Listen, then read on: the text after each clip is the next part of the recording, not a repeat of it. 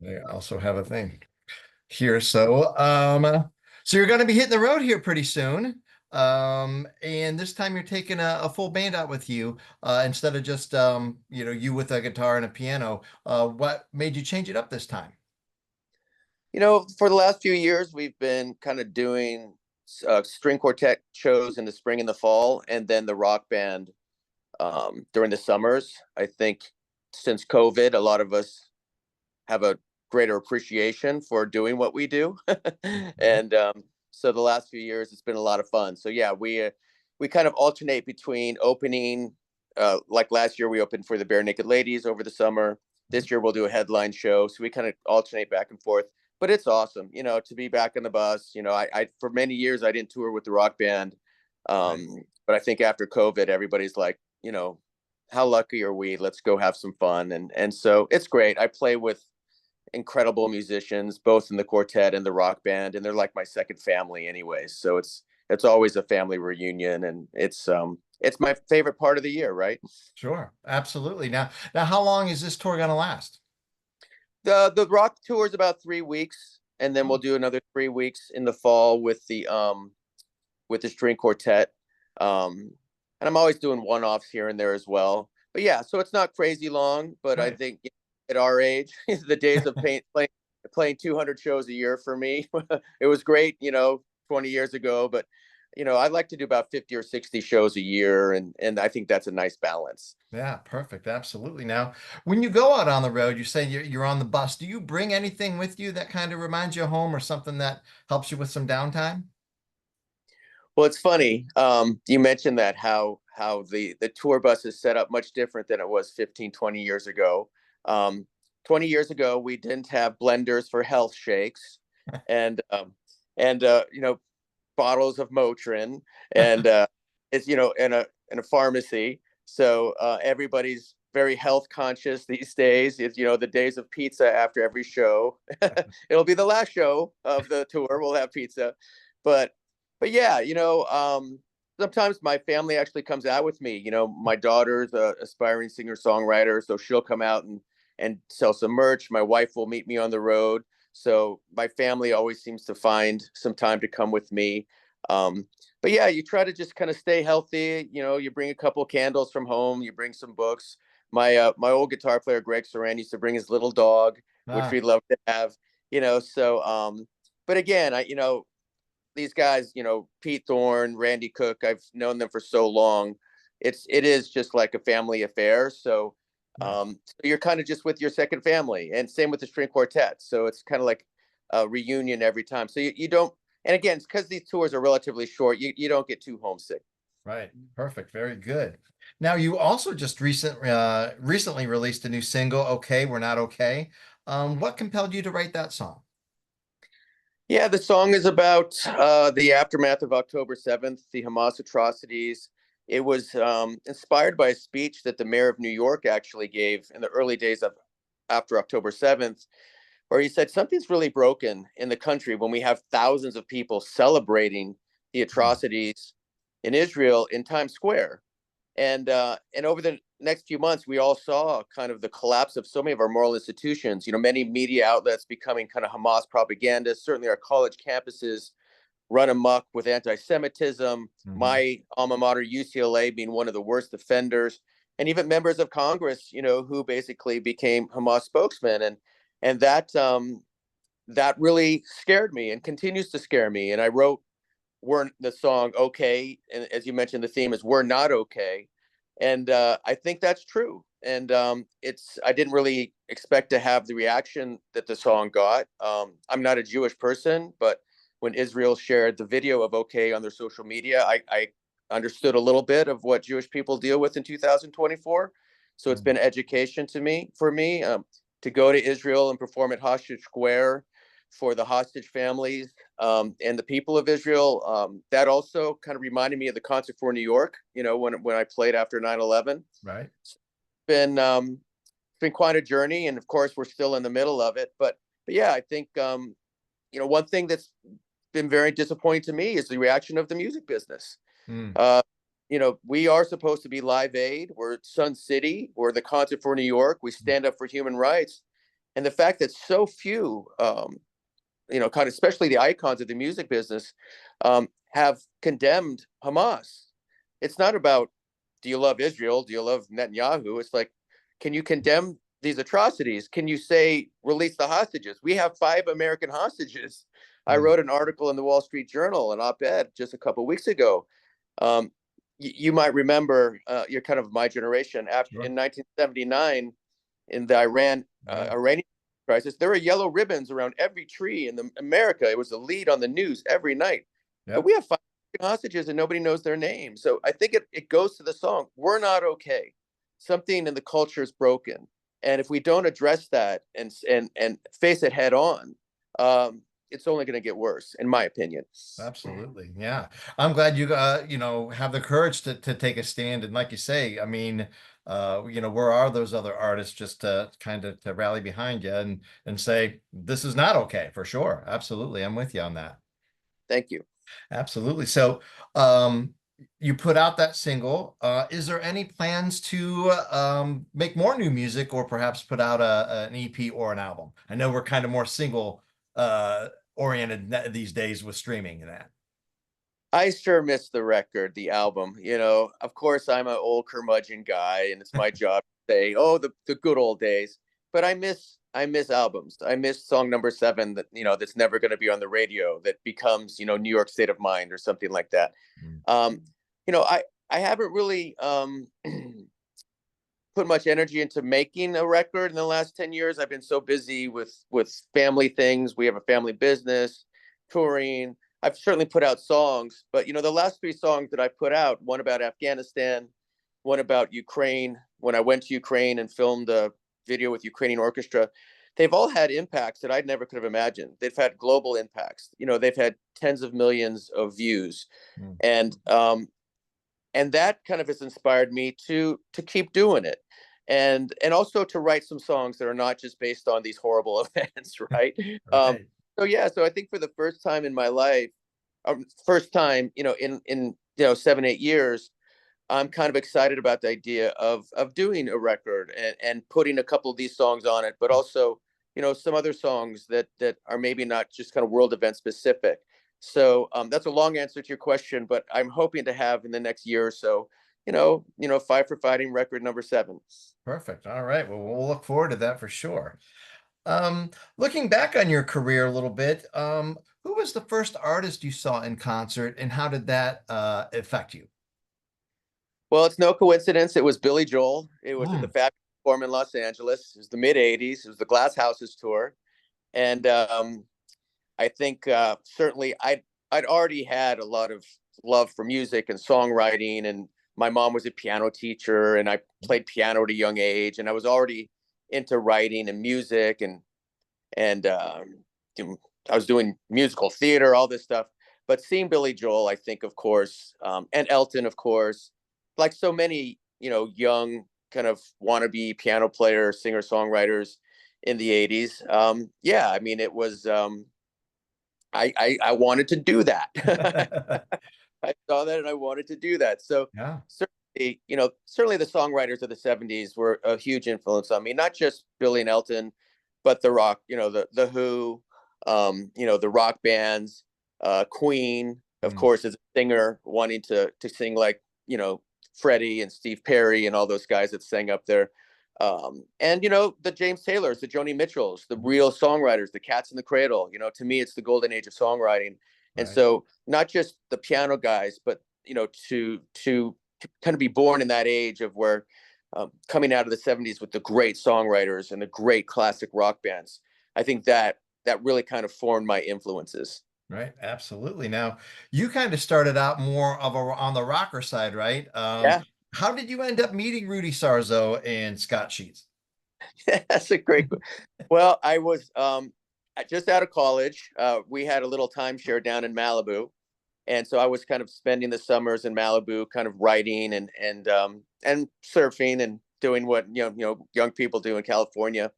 And I went to the kind of community pool one day, and there was these 2 dudes laying there with really long hair, and and kind of looked kind of cool and rocky, and we just started chatting, and one was Rudy, and one was Scott Sheets, and Rudy happened to live in this complex, Hmm.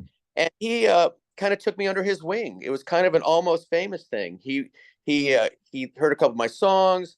He started mentoring me. He'd go into the studio with me, and this was when he was in Whitesnake, and Whitesnake was at the top of the charts. So this was like top of the charts, rock stardom, you know, Sure. coming off Ozzy and coming off Quiet Riot, and so yeah, and come to think of it, he was like a closet Barry Manilow fan, so he loved this type of music. And then Scott, who was Pat Benatar's guitar player, was forming a band with many of them ex-members of Pat Benatar. So I was this 22-year-old singer in a band of all these rock stars in their 40s. And it was a great education, and Scott was a great guy. We wrote some songs. We actually had a good manager, I think, on the verge of a record deal. And then Nirvana came out, and of course, the whole thing ended overnight, which in a way was a blessing for me, Hmm. because I'd had this great experience. I'd kind of learned a lot, but I went back to the piano, kind of where I belonged, and I started kind of doing the more songs that were kind of in my, I think, in my strike zone. So, but it was great. I still keep in touch with Rudy all the time. I Oh, still keep in touch with Scott. Rudy is such, he's out there, grinding, doing a ton of shows. He's still a mentor for me. I don't think anybody besides my parents are more proud of me than Rudy. wow. So it's wonderful to still have these relationships with these guys. They're really part of my formative experience. Yeah, that's awesome. Yeah, he was just here in Cleveland a week or two ago, I think, doing this Quiet Yeah, Riot thing. It's crazy. Still out there doing it. Absolutely. Yeah. inspiring. Sure. Yeah, Yeah. for sure. So you do go more to the piano singer-songwriter route, and of course, with Superman, a huge song for you. Now, when you recorded that song, did you know that it was going to be a hit? Some people can tell right away, like, man, now this is the one. Actually, when I first wrote it, I didn't even think it was for me. Remember, it was the late 90s. It was Lil Affair, boy bands, grunge. It Mhm. wasn't the mid 70s where Elton and Billy owned the radio. There was no piano on the radio. There was no piano singer-songwriters. And the first song actually we put out from Fight for Fighting was a song called Easy Tonight that was more of an acoustic kind of rock song. Hmm. Wasn't on piano. And the song did just well enough to give us another shot at it. And I had seen Superman kind of react when I performed it, and I saw people kind of embrace it in ways that they didn't the other songs. So when we had a chance to do another single, I suggested Superman, and the label was very reluctant because as they said, they're like, look, piano ballads are not happening right now. But I kind of thought, if I'm going to go down, let me go down with, at least in my gut, I feel is a song that could work. And it struggled at radio for a long time. Again, it was different. It became number one in the Philippines, believe it or not, long before where else. And so we saw signs, but it was struggling, and it took a long time. But Right. once it hit that tipping point, because it was different, because it was unique, it started becoming, a big song. And then, of course, after 9/11, when it became one of the songs that recognized the heroes, it went, to somewhere nobody could imagine.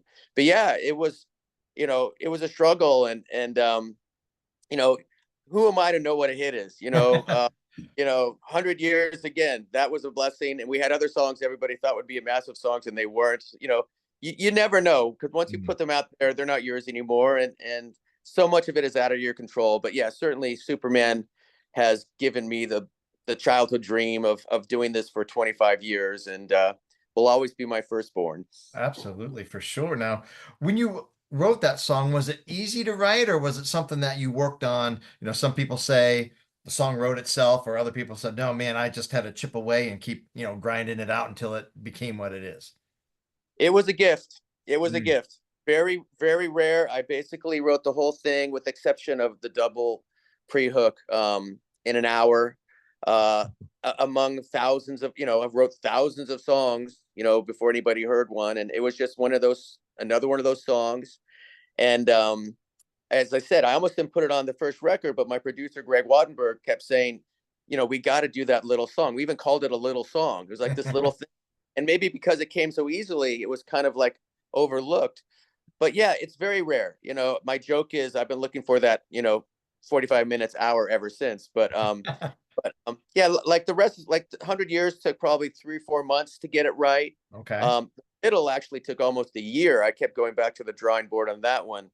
So yeah, at least for me, it's very rare when you get those gifts. So maybe it was a gift from God or Sure. somebody, but, wherever it came from, thank you. Right, for sure.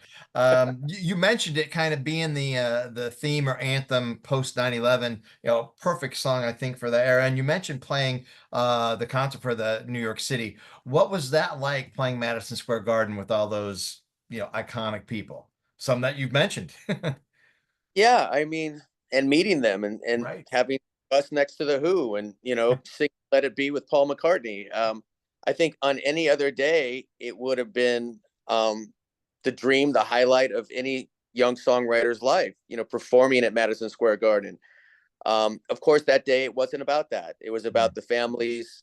It was about the workers who've been down at ground zero for months, digging through rubble, right. and giving them a an outlet. I think it really that night kind of gave me a new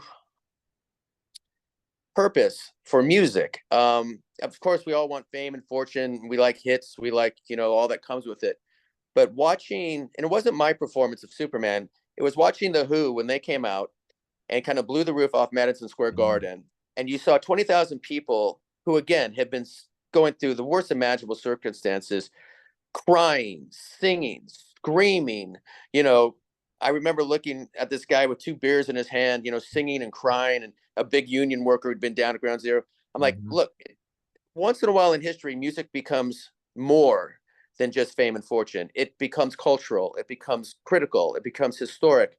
So to see how music could give those people a way to release in mm, a way nothing else could, that's probably a reason why I've done spent 20 years playing for the troops. Maybe some of these new songs that have impacted the culture in ways um, that hit songs sometimes don't do, and frankly don't have one spin on the radio. So I think that night for me was transformative in ways that I really didn't understand till many years later. mm. Excellent, excellent. Yeah. Now that you mentioned the Who and all that, I mean, I sat at home like the millions of other people across America and watching that, and now things are flashing back to me as well. And again, yes, music can bring people together for sure. That was and release, like you said, it was a big release that Yeah, those people needed. Everybody needed because yeah, we all did. yep, We all needed to scream. We all needed to cry. We all needed to sing. That's music at its best for me. perfect. Absolutely. So that's great. Um, Now you got in on the tail end of people actually buying physical copies of music. Now everything is kind of gone to streaming and downloading and stuff like that. What is your take on the industry, musicians using TikTok, social media, and other commercials or whatever to get their music out there? Yeah, of course, like anything, it's a double-edged sword. You're right. When Superman, kind of hit in 2001, that was the height of the music industry, and then everything collapsed. Hmm. And the problem with the collapse was all the tour support went away, right? So people forget, like Bruce Springsteen broke on his third record. So for so long, it was important to have tour support to build artists, and then that went away. So the kind of artist development went away, Hmm. and for so long it was just hard to make a living as a singer songwriter, as a musician, and music almost became a hobby, and it took a long time for streaming to catch up. I think we're finally catching up. So certainly the collapse of the model of the music business, I think, hurt the culture just because there wasn't the funding to develop new artists. But of course, with the internet, it levels the playing field, right? You don't have to have a big record company behind you to Hmm. be successful. You can get your music out to millions of people without having the machine behind you. You can hear a song in Home Depot and look on your phone and, oh, I know what that is, and then it's on your playlist. So I think I think there's, again, I think it's healthy in a sense that every people can get their music heard. I do wonder about, because we're such an instantaneous society. Um, as you said, people put out singles, with the exception of Taylor Swift. They sell a bunch of singles, and the song goes away in 3 months. And I wonder, what songs from this era are we going to be hearing 10, 20, 30 years from now? Are Yeah. there many songs that are going to stand the test of time because we are in such this kind of quick fix, hit me with your best shot for 2 seconds and then it's over moment, and you're not really developing, long-term songwriters and artists. Um, so, again, I'm kind of mixed on that. I do like the fact that people can be heard. I do like the fact that you can make music much cheaper. You can make a record on your laptop. You don't have to spend $2,500 a day in the studio and spend $200,000 on a record. You don't have to spend $400,000 making a video like we did for Superman. You can do it yourself and have millions of views and be creative with videos. So again, I think overall it's probably a positive thing. I just this whole kind of quick fix, instantaneous mindset that we live in, and the fact that we're all on our phones and not together. I do think that's why one reason why touring is so popular. It's kind of one of the last things that happens in the moment that people can get, can experience live and together. So that in sports, of course. Right. So yeah. So again, that's a long answer to your question, but No, I think overall it's probably a helpful thing, especially now that the streaming has caught up, so people can actually make a living, being right. a songwriter and an artist. For sure. That's a great point. I never thought of that. What's the lasting music gonna be, in this decade, the last 15 years or so? Yeah, I don't know. That's a very good point. Um, we mentioned that you're bringing your live band out with you, filling up the whole sound with everyone on stage. A lot of artists today are using backing tracks and laptops, computers, and things like that. What is your take on that, artists that use technology to kind of help them along? Well, again, as the curmudgeon, I like when people can play their own instruments. I like when people can sing without auto tune. But again, it's an experience and it's entertainment, right? If people are loving it, we don't use any tracks with the exception of when I play "Come One Man Save the World," my song that I wrote for Ukraine.